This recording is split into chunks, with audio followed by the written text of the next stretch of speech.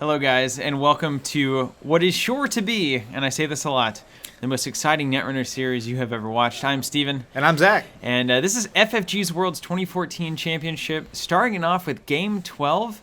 Pretty early in the tournament, we have on the right El-Ad, and on the left we have Jon.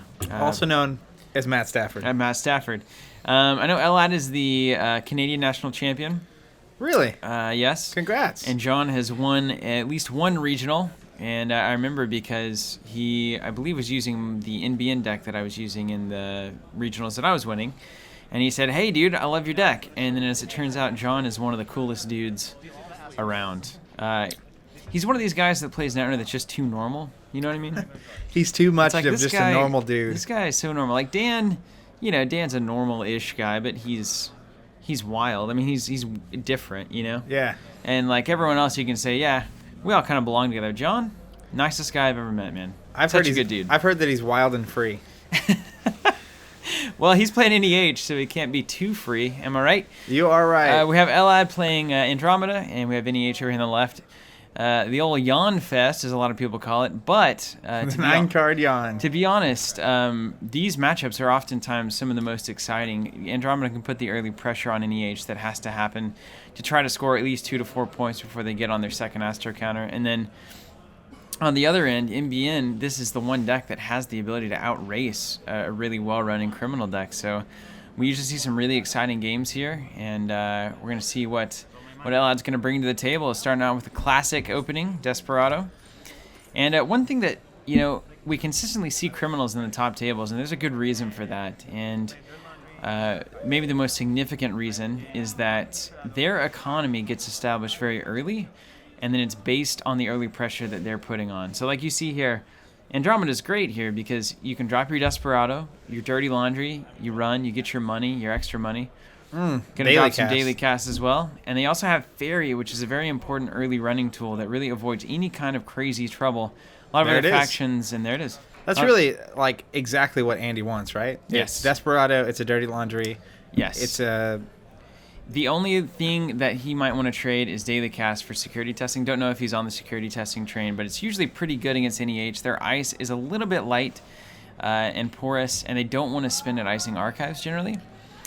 So you can oftentimes get some good security testing archives runs. I mean, the second that you have security testing Desperado, you're looking at 3 credits. That's an easy mark every turn if they leave archives open. So it's good to stretch them pretty thin. El-Ad here requesting that Jon use only 1s and 5s, and he's saying I don't have 1s and 5s, and then it's like, okay, well, we'll make it work. And I can understand that, honestly. Yeah, they both have very interesting credits here. On the left, we have the metal credits that you see quite often, actually. Yeah, for the hegemonic board game. Yeah, and then on the right, those look like the, what are those called? You think of the penny gems? Yeah, that's what it looks like. I think they're this weird, like, there's some kind of weird pressed, like a something or other. A wax seal or something? Like, Jon's got the penny gems here on his click trackers. Okay, yeah. David also El-Ad, and David is, I think, the middle name there, and a lot of players calling him David as well. So if you hear either of those, that's being who we're referred talking to as about. El-Ad. Has some really, really good and concise plays whenever he plays Netrunner. Click 1, running HQ. He's very deliberate, makes it very known. And Data Raven, a huge surprise actually out of NEH. Boom. Yeah, and is this a huge signal that there's Scorched around? This is why Data Raven, I think, is so good. As you and I were running Data Raven on our NEH decks as well, and we were going the Scorch path, which, by the way, worked brilliantly for me. I think it worked for you as well. Yeah, at least 2 games won by turn 5. Yeah. 1 was turn 2. So I don't know if Jon's on that plan, but since it is an option, the 17 influence really opens that up to have both Biotic and Scorched in the deck. You have to honor it, and a lot of times that just slows you down so much that you lose to Astro Scripts anyway. That is the problem, right? Yeah. I know I was playing an opponent, and I rezzed a Data Raven, and as soon as he saw it, he paused and said, "The game has changed." The game has changed, yeah, and that's kind of what you want. And as NBN Fast Advance, like, if you slow down to not die to Scorch, a lot of times that's enough for NEH to just win. Yes, absolutely. Yeah, they're very good at winning quickly, and there's the security testing, so we did see it there. And a pretty solid turn starting out for Jon here. We have Data Raven on HQ. Looks to be doing some pretty significant stay away from me and then a pop-up window stopped the run there. Install draw. Looks like he got a Sansan there. I also just noticed an NAPD in hand, which that agenda is insane. And 2 credits. It is, as your NEH. It's so good. You've played as NEH now at Worlds. Yes, I have.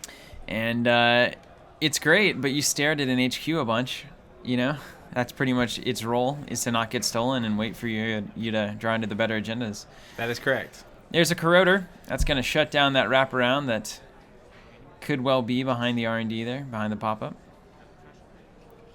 Trashed in the Sansan. Trash the Sansan. I've heard that's what you do. Yep. But as NBN, I want you to do that. Yeah. Right? It's like you waste a click on the run and you spend 5 to trash it. I don't have the money to really abuse it right now. Yeah, the interesting thing about that, and I was noticing this in my noise games too, is a lot of times I just won't care about the Sansan until they're at least at 8, right? It's cost you 6 to res that Sansan anyway, so Jon wasn't even threatening the score next turn. Do you trash it? Do you not? You're already in. You've already invested a click to get there. At this point, yeah, you may as well. But if they're on 0 credits, do you bother? Or do you wait? It's tough because you also don't want them to protect it. Mm-hmm. And then you can't get back in. It's like, Absolutely. You're in, you're seeing it. I can trash it now and just deal with it. Yeah. So it's really tough. Sansan does win games. But early you don't want to spend that trashing it. But you kind of feel obligated to. So as the NBN player, that's just what you do. You're keeping them down in money so they can't ever have the advantage. Right. It's all about those actions. You just don't have enough. And that's why Criminal is kind of set to work well here. What you want to do anyway is run, and what you're getting money for is running. So it makes a lot of sense that Criminal consistently sees their ways to the top tables, especially whenever there's fast decks in the meta, which there have been from the very beginning, NBN being the stellar example, and then HP Fast Advance being a slower but still need to get on top of this kind of template. Makes it really hard for other factions to draw into their tools, play them, and get set up, and also still run and get those early points. So there's an HQ interface. A lot of players not using that in lieu of legwork, just throwing 2 or 3 legworks in the deck and cutting the interfaces. But I like the consistency of interface. Obviously, El-Ad as well. Staying in the money pretty well. Yeah, the HQ interface is interesting unless you're willing to take the Data Raven. Yeah. That's what makes Data Ravens so brutal, because it's either in run or take a tag, and then trace. And there's another subroutine. Sansan. So El-Ad choosing not to go over there and check that remote, and there's the 8 credits for the first Astro. Here comes trouble. Pretty much textbook how the games usually play out here. And I think David really wanting to hit at least 2 points by this time. We still don't know what that ice is behind the pop-up window. And security testing HQ is the first declaration there. So what could we imagine here? First a sneak door. That was the signal. Second action is sneak door. Gain the credit, seeing 2 cards. And because security testing is on HQ rather than archives, he actually gets to see these cards now. So basically setting it up. Could have put it over on Sansan. I think that would have been acceptable as well. You got the breaking news. You'll get 2 cards again. I think there's that NAPD still, right? Yeah. Fast track. That's bad news. There's the NAPD. Does he want to sell it or steal it? And I think you have to. You do want to steal it. Going to 3 here is pretty solid. Well, if you steal it, you can't trash the Sansan. Mm-hmm. And then he can fast track, install, That's very advance, true. use the token. So I don't think you can take it. Yep. That's the correct call there. Yeah, you have to get rid of Sansan there. Seeing fast track is that. If you hadn't seen fast track, I think you take the agenda. Harder. Uh-huh. But the moment you see fast track, it's over. Like you can't just give him another Astro. Yeah. But this is really, this is the game that NEH plays, right? So they force you to not take agendas. They force you to trash Sansans. It looks like he's getting it anyway. And there's just drew it right off the top there. Ouch. Obviously, looks like. Oh, that's so brutal. Had that Sansan stayed up, that would be a disaster. Yes. El-Ad making the right call here. So going to 4 points early, pretty classic NEH. We do have a fast track in hand, and I don't know about you, but I feel like I'm sneak dooring to get that NAPD. I think that's probably where you go right now. You don't want to, he could score out of breaking news and then biotic. NAPD or something. He's only on 1 money. Yeah, you got time here. So you certainly have time here. Click 1 security testing there. Sneak door? 2 sneak door. And last turn putting that security testing on HQ makes a lot of sense. Basically gets it out of the way because he did want to ultimately access that Sansan. He's not and taking it. And he keeps the NAPD. And then R&D interface. Click 4, going to run R&D 1 and 1. And there it is. Accessing 2 cards here. And keeping both. Interesting line there, I think, ultimately. I mean, you know that he doesn't have the money to really score anything here. I mean, I guess he could if he drew another Astro, but you're thinking you're going to see the top 2 cards of deck. I feel like I almost do that before I do Sneak Door. Good questions. Really interesting. There's really, and I don't know that there's particularly there are advantages to each. I mean, he could technically have, you haven't seen his whole hand, so just getting to see more cards is a thing, but...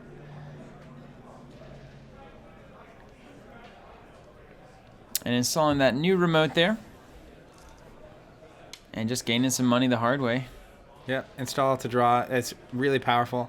I think a lot of players overestimated the negative of drawing cards from NEH early. Yeah, what negative? Yeah, it's so strong. Look at security testing, just 3 credits a turn. And gonna go ahead and run. Getting a credit for Desperado. And stay in. Probably a marked or a pad. Okay, looks like a Jackson there. Yeah, using the action Jackson. So we're getting 2 Sansans and a hedge fund back. Jackson's so good. Oh, it's just crazy, isn't it, Zach? I mean, now you know there's 3 more Sansans in the deck. Mm-hmm. Like, puke. Every remote that goes down is live.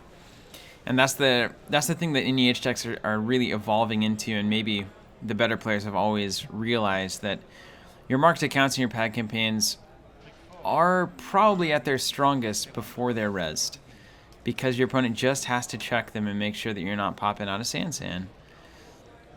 And into an Architect. We're going to ferry that one.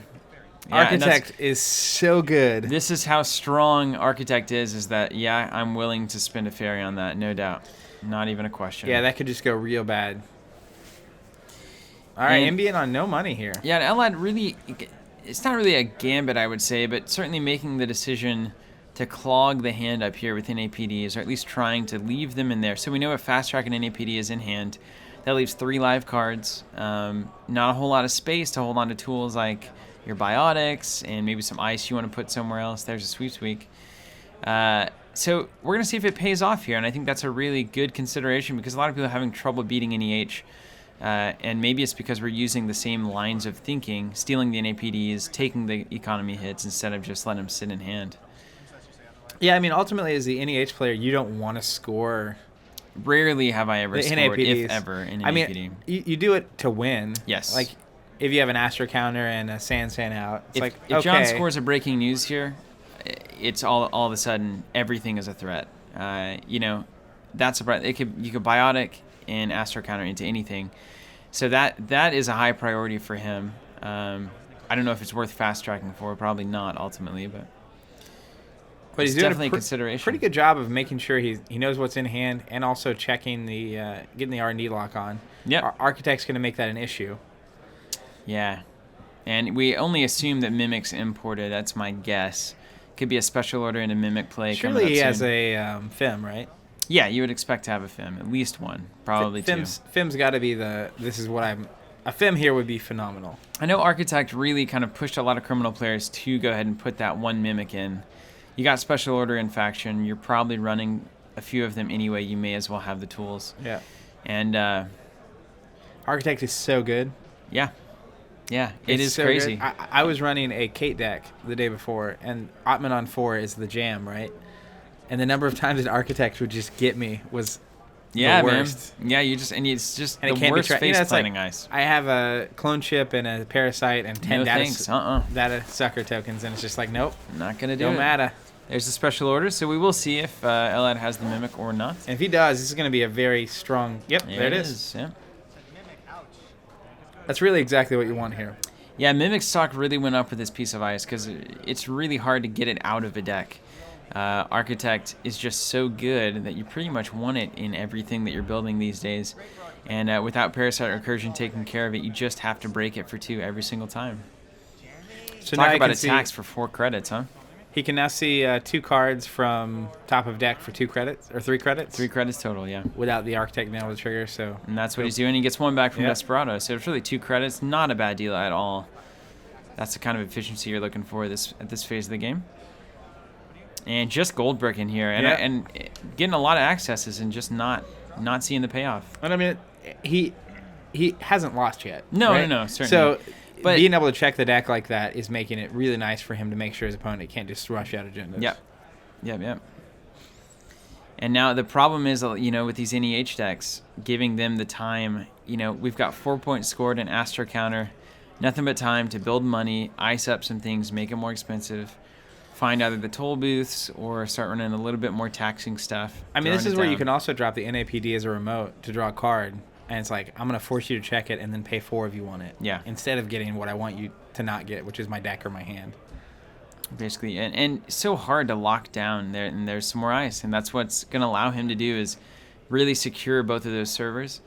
And that's the thing about time. With the NEH, with fast decks like this, the rush has been met, but has not gotten equal scoring off of it. So really a disappointing start for El-Ad. But I believe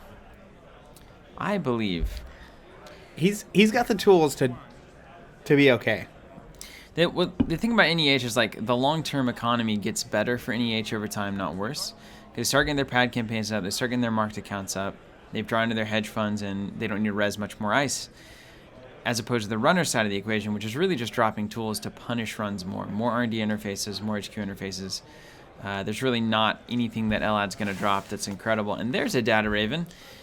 Creating a very difficult situation, and with being on so few credits.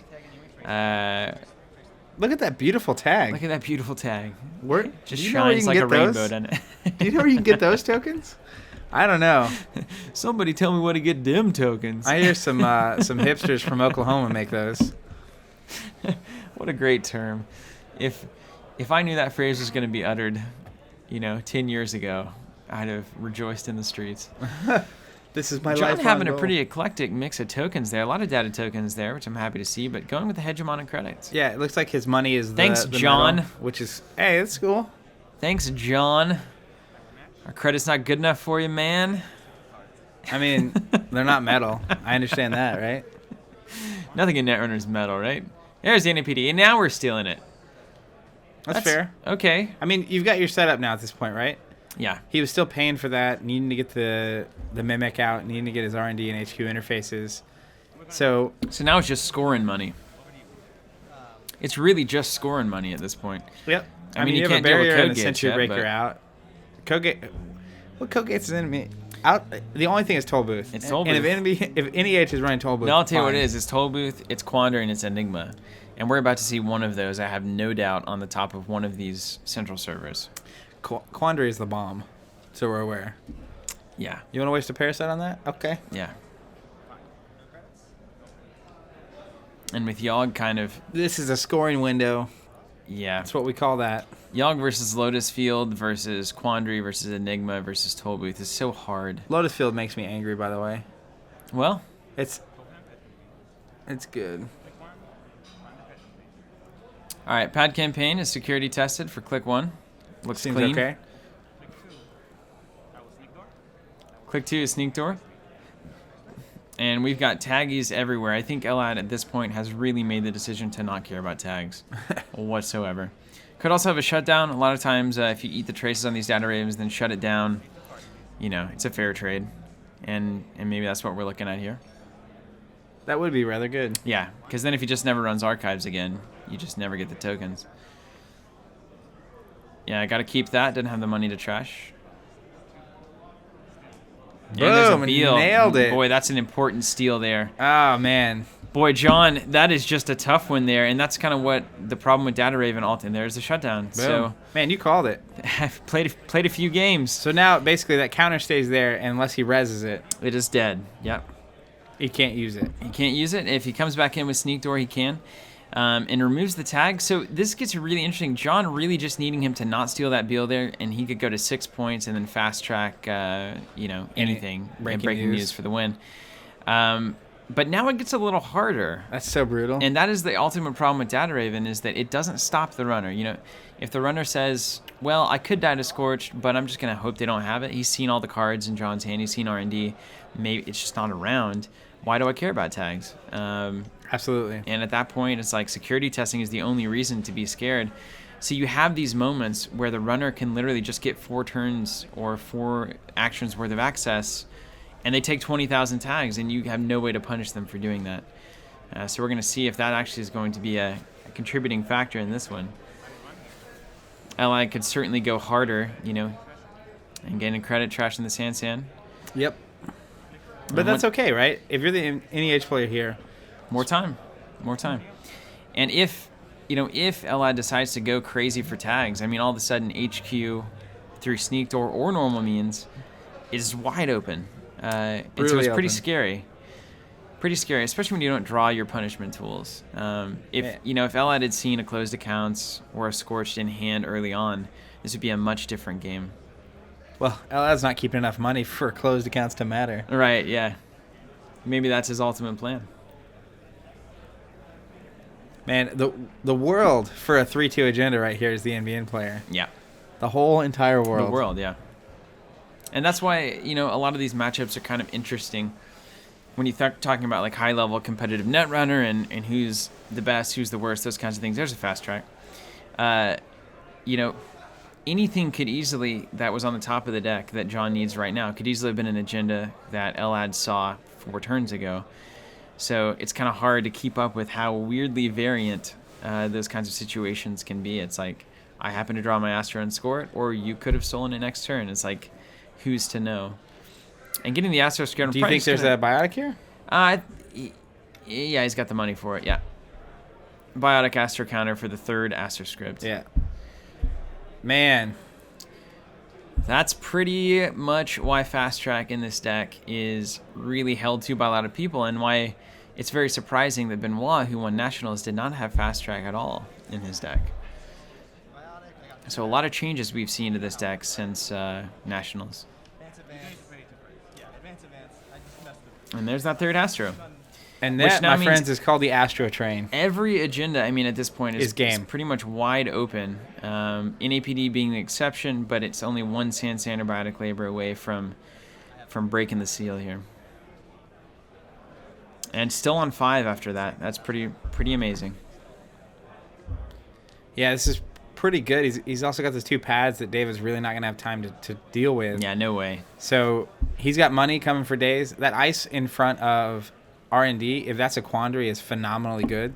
Yeah, you have to imagine, or even an Enigma. Either one. I think at this point. Either way, and I think the odds are really in his favor at this point.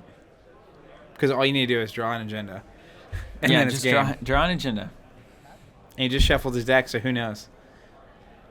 Draw a non-NAPD agenda, we should say. That's true. I don't even view NAPD as an agenda anymore. It's just a nuisance. It's just a filler card. All right, Sneak Door. And so we are giving this Data Raven another chance to come up. No way, man. At a certain point, yeah, it doesn't really matter.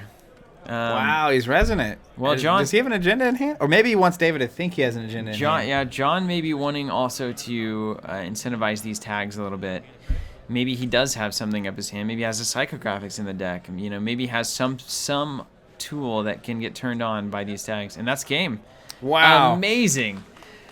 I did not think that was going to go like that, guys. I didn't think he had an agenda in his hand. He also had a breaking news for the game. Jon for the game has the breaking news. And so, yeah, Data Raven. Wow. Pretty incredible, guys. So, Game 12, kicking it off. NEH versus Andromeda, both excellent players. This is a double elimination tournament, so we'll probably see more of these players coming down the road. And thanks for watching. We'll catch you later. Phenomenal game.